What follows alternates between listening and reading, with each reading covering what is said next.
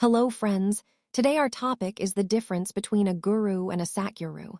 What a guru teaches us, what a Satguru teaches us, and how far each can take us. When it comes to the welfare of our soul, we need knowledge that can lead us to self-realization and ultimately to the Supreme God. Therefore, it is very important to understand from where we can receive higher knowledge. First of all, we must understand the soul itself, that the soul is immortal. From this perspective, we need to ask, does the soul really need this body? Does it need to take birth again and again? Why does the soul keep coming into the cycle of birth and time? What is the cause of this bondage, and who is distracting the soul? We must understand all this first. Only then do we begin the search for a guru, one in whose company we can receive complete self-knowledge.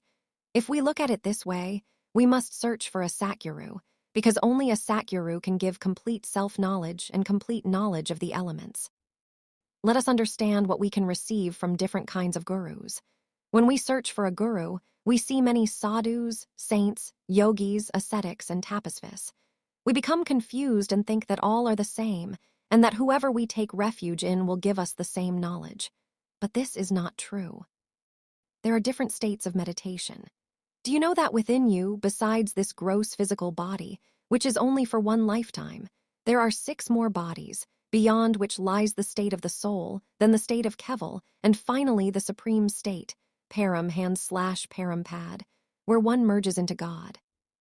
The 6 bodies are physical body, made of the 5 elements, subtle body, causal body, mahacausal body, knowledge body, science, Vijnayan body. After these comes the state of the soul, then Keval state, and finally the supreme state, where one merges into God. Only the one who gives complete knowledge of all these states and elements is the true Satguru, and such a Satguru is what we must seek. Next, we must understand what kind of meditation is being taught to us, and at what speed. A Satguru explains that meditation also has different speeds. Most people do not know this. They think that any meditation will take them to the same destination. This is not true. Think of it like traveling to a destination. If you go by bicycle, you will reach, but it will take time. If you go by scooter, bike, bus, or car, your speed increases. If you take a flight, you reach very quickly. Similarly, meditation also has different speeds. Meditation on the breath has the slowest speed, like an ant. This is called the kapal marg. Then comes the speed of a fish, called the mean marg, which is faster. But the highest is the vihangam marg, where in a single moment you can travel billions of miles. This is because the soul itself does not need meditation. It is already stable. It is the mind that has distracted the soul and pulled its focus downward. The soul only needs to return to itself. Who teaches such instantaneous meditation that pulls your attention back to your true self across all creation? Only a Satguru. Today, many people call themselves Satgurus, but they are not.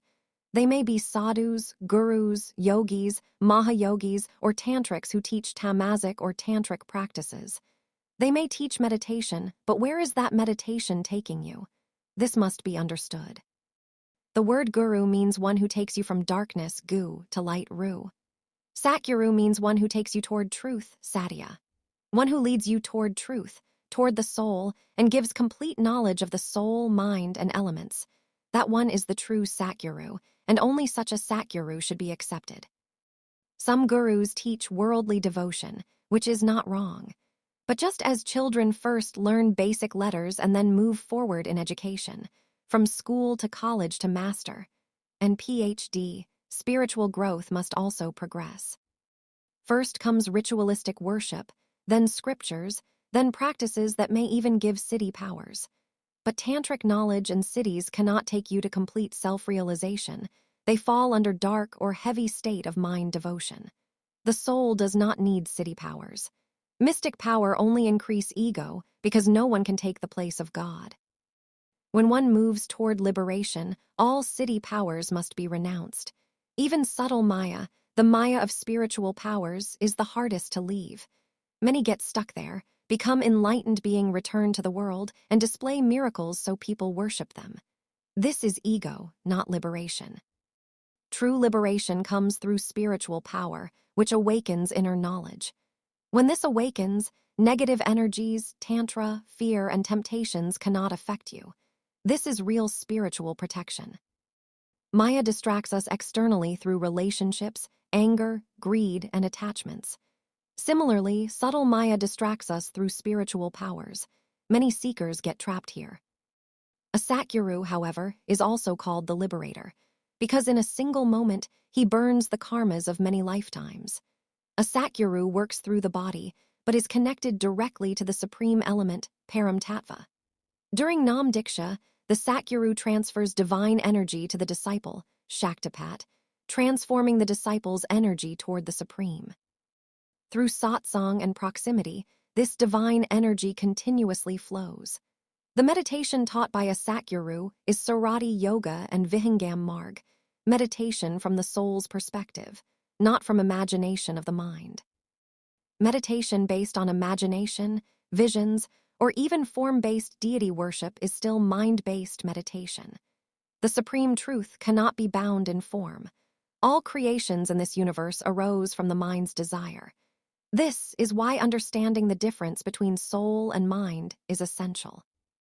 To understand creation, we must understand Kal Niranjan, Lord of Death, the fifth son, whose mind gave rise to creation.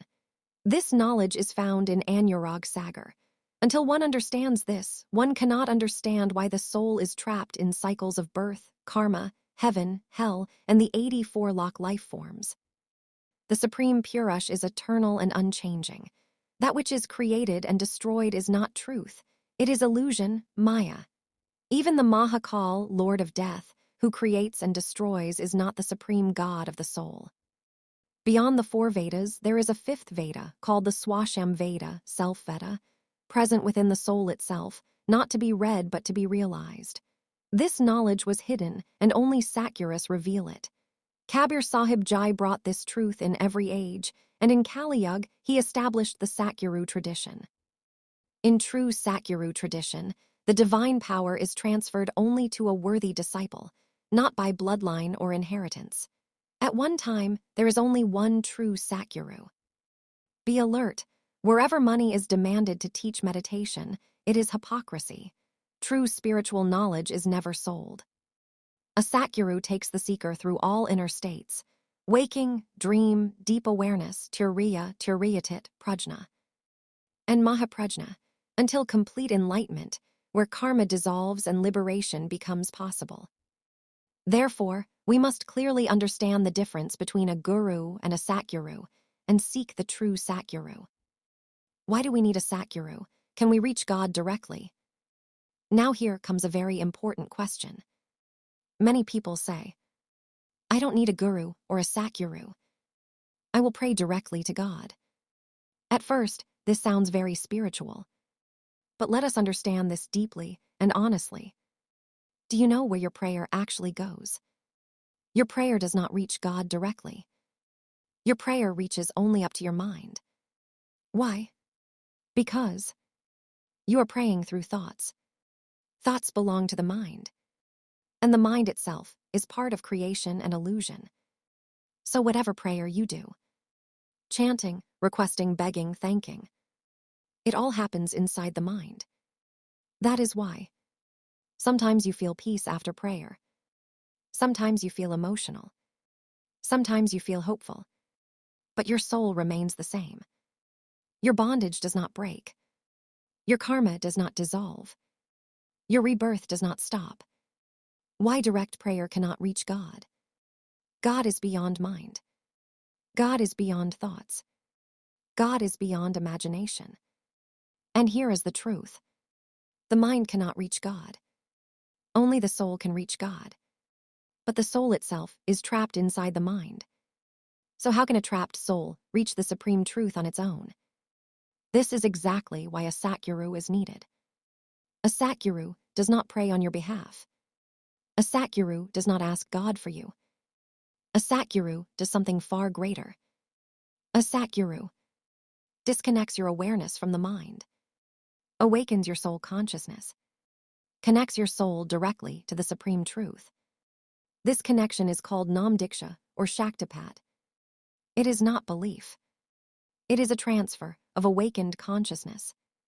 Just like a burning lamp lights another lamp. Fire ignites fire. Only an awakened soul can awaken another soul. Simple example. If you're locked inside a room, can you open the lock from outside? No.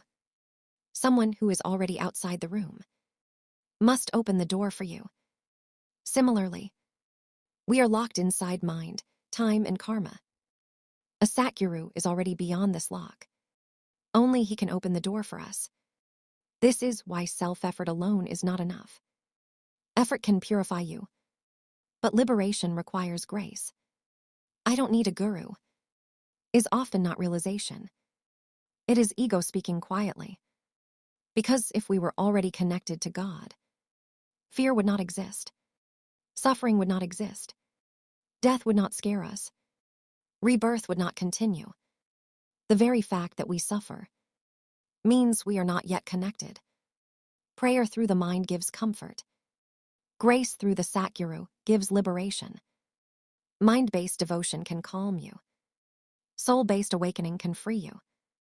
That is why, not a guru, but a Satguru is necessary. At present, Satguru Madhu Paramhans Ji has attained the Paramhans state. By going into his company and listening to his satsang, one can receive true grace. I am only trying to guide you toward that truth.